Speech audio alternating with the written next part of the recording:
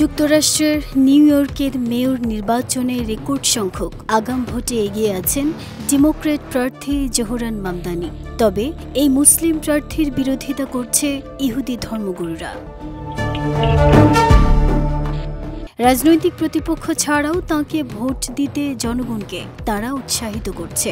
মামদানির পরাজয় নিশ্চিত করতে উঠে পড়ে লেগেছে নিউ ইয়র্কের ইহুদিরা। এদিকে মামদানিও তাঁর নির্বাচনী প্রচারণায় বারবার ইসরায়েল বিরোধী মনোভাব তুলে ধরছেন।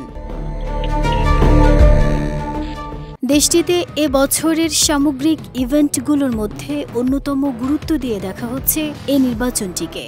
ধারণা করা হচ্ছে এবারই প্রথম একজন মুসলিম মেয়র পেতে পারে নিউ ইয়র্কবাসী।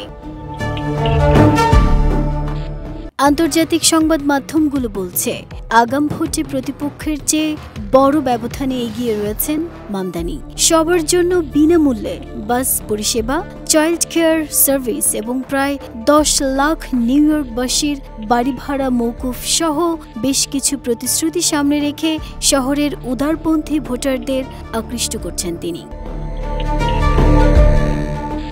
এদিকে মামদানি যেন নিউ ইয়র্কের মেয়র না হতে পারে সেজন্য ইহুদি বিদ্বেষ ছড়াচ্ছেন ধর্মগুরুরা।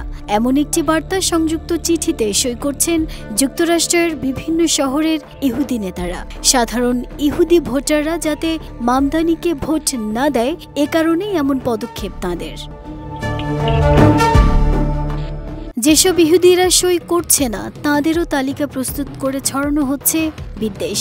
এরই মধ্যে চিঠিতে জমা পড়েছে 1000-এরও বেশি ইহুদি ধর্মগুরুর স্বাক্ষর, যা মার্কিন ইতিহাসে বিরল একটি ঘটনা। আগামী 4 নভেম্বর অনুষ্ঠিত হবে এই মেট্রোপলিটন শহরের নগরপিতা নির্বাচন। নাহিদা স্মৃতি, দেশ রূপান্তর।